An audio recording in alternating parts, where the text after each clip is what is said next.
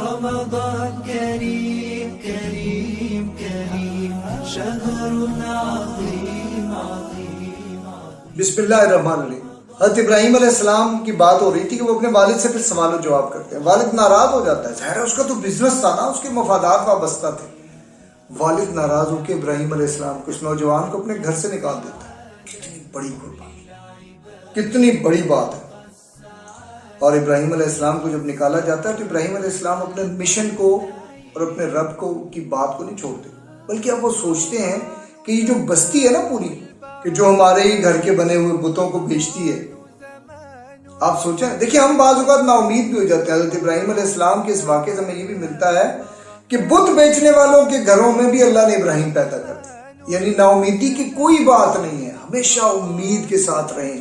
اللہ تعالیٰ سے کبھی نا امید نہ ہو. اللہ کچھ بھی کر سکتا ہے، کیسے بھی کر سکتا ہے، بس شرط یہ ہے کہ ہم اس کی رحمت سے نا امید نہ ہو. بت بنانے والوں کے گھروں میں ابراہیم علیہ السلام آ سکتے ہیں، پھر جو ساری آنے والی انسانیت تک جن کا ذکر سربلند رہے گا، قرآن کے اندر محفوظ رہے گا.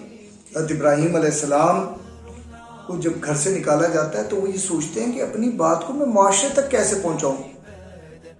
سوچتے ہیں پھر ایک وہ دن ڈھونڈتے ہیں کہ جس دن سارے علاقے والے، ہوتا ہے نا میلے کا دن ہوتا ہے یا نکلنے کا دن ہوتا ہے، کوئی ایسا ہوتا ہے دن جو منایا جاتا ہے. لوگ سارے کے سارے اپنے محلے اور اپنے علاقے سے نکل کے اپنے میلے کی طرف گئے ہوتے. خاموشی سے ابراہیم علیہ السلام ان کے جو معبد جس کو انہوں نے بنایا وہ جہاں بت رکھے اس میں گھس جاتے ہیں اور گھس کے ایک بڑے بت کو چھوڑ دیتے ہیں. باقی سب کو، کسی کی کچھ چیز توڑتے ہیں، کسی کی کوئی چیز توڑتے ہیں، کسی کی کوئی چیز توڑتے ہیں. لیکن جب اور بالآخر کلاڑا بڑے بت کے کندھے پہ رکھ دیتے ہیں. اب جب لوگ واپس آتے ہیں اور خاموشی سے نکل جاتے ہیں، جب لوگ واپس آتے ہیں تو پہلی بات جو لوگوں کے ذہن میں آتی ہے وہ کہتے ہیں یہ کیسے خدا. یعنی وہ ایک دم تو ظاہر ہے سوچتے ہیں نا، انسان تھے، عقل تو تھی نا، ایک دم وہی بات وہی سوچتے ہیں جو ابراہیم علیہ السلام سوچ کے اور اللہ کی طرف پلٹے تھے، وہی سوچ ان کے ذہنوں میں بھی آ جاتی ہے. وہ کہتے ہیں کہ یہ کیسے خدا ہے جو اپنے آپ کو نہیں بچا سکے. لیکن پھر ساتھ ہی سوچ جاتی ہے نہیں میرے تو باپ دادا نے یہ کیا. مجھے یعنی باپ دادا کا تعصب بہت خطرناک ہے. وہ عقل کی چیزوں کو بھی اور دلیل کی چیزوں کو بھی ختم کر دیتا ہے. یہ آج کے معاشرے کی بات بھی میں کر رہا ہوں کہ جب ہم رنگ، نسل، برادری، علاقے، زبان اور وطن کے تعصب میں مبتلا ہو جاتے ہیں نا، پھر سب تباہی ہو جاتی ہے. پھر انصاف کا قتل ہوتا ہے اور انصاف کے قتل کا نقصان اوپر نہیں ہوتا، نیچے ہمارے اوپر ہی پھر آتا ہے. لہذا تعصب کی بات ابراہیم علیہ السلام کے اس عمل کے نتیجے میں وہ لوگ ایک دفعہ تو قائل ہو گئے، لیکن پھر فوراً تعصب غالب آ گیا پوری قوم پر اور سوچنے لگے اچھا کس نے ہمارے بتوں کو توڑا ہے. اور پھر وہ کسی نے نام بول دیا ہوگا، کسی نے کہہ دیا ہوگا کہ وہ تو ایک ہی ہے جو اس طرح کے سوالات کرتا ہے، وہ ابراہیم ہے. وہ نوجوان ذرا اس کو پکڑو، اور پھر ان کو پکڑا بھی جاتا ہے. پھر اپنے بادشاہ کے ساتھ ملتے ہیں اور کہتے ہیں، ظاہر مشورہ ہوتا ہے نا کہ اگر یہ روایت چل پڑی ایک ابراہیم ہے تو ہمارے بتوں کی خیر نہیں ہے. اگر یہ روایت چل پڑی دلیل کے ساتھ بات کرنے کی، منطق کے ساتھ بات کرنے کی، سوچ، غور و فکر کے ساتھ بات کرنے کی، تو یہ اندھا قانون، نمرود کا قانون تو پھر نہیں چلے گا. اس کے نتیجے میں طے ہوتا ہے بڑی اس وقت کی پارلیمنٹ میں یہ ڈیسیژن ہوتا ہے. بڑے بڑوں نے مل کے یہ ڈیسیژن کیا کہ نہیں اس کو نا نشانہ عبرت بنا دو تاکہ آئندہ کسی کو جرأت نہ ہو کہ ابراہیم بنے یا ابراہیم جیسا بنے علیہ السلام. انہوں نے ڈیسیژن کیا کہ سارے لوگ مل کے لکڑیاں اکٹھی کریں. سب لوگ مل کے لکڑیاں اکٹھی کرتے ہیں، بڑا پہاڑ بن جاتا ہے لکڑیوں کا. پھر ان کے اندر آگ جلائی جاتی ہے، بڑی آگ، بہت بڑی آگ. ظاہر ہے جب آگ بڑی ہو تو اس کے قریب، چولہے کے قریب نہیں جایا جا سکتا، تو جب آگ پہاڑوں جیسی ہو تو پھر کیسے کوئی اس کے قریب جائے. دور سے ابراہیم علیہ السلام کو منجنیق کے انداز میں آگ میں پھینکا جاتا ہے. آپ بھی سوچیں، میں بھی سوچتا ہوں، دنیا میں کبھی ایسا ہوا اس واقعے کے علاوہ کہ آگ کے اندر کوئی گرا اور جلانا ہو؟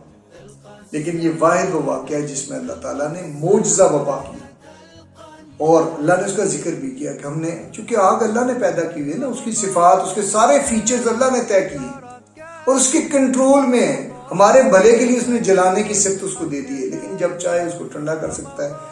حضرت ابراہیم علیہ السلام کے معاملے میں اس نے کہا یہ میرا بندہ تیرے اندر آیا ہے تو جلاتی ہے لیکن آج تو جلائے گی نہیں، آج تو ٹھنڈا کرے گی.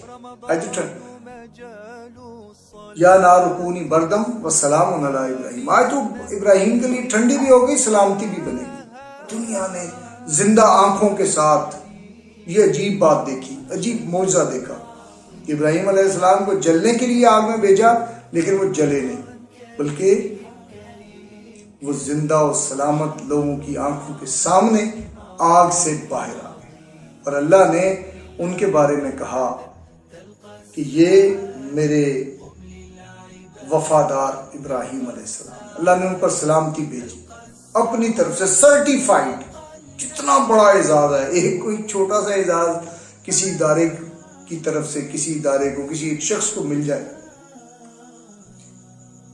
ایک شہر کے اندر تو کتنی بڑی بات ہوتی ہے، پورا شہر کہتا ہے کہ بڑی بات ہے. لیکن اللہ تعالیٰ نے ابراہیم علیہ السلام کو یہ اعزاز بخشا کہ یہ نہ صرف آگ کا معجزہ دیا بلکہ فرمایا کہ یہ میرا وفادار انسان ہے. ابراہیم علیہ السلام نے کی سنت سے ہمیں لاجک ملی کہ اپنی بات کو کریں، لاجک کے ساتھ کریں، اور تاکہ لوگ بے بس ہو جائیں، جیسے اپنی قوم کو انہوں نے بے بس کر کے رکھ دیا اپنی دلیل کے ساتھ.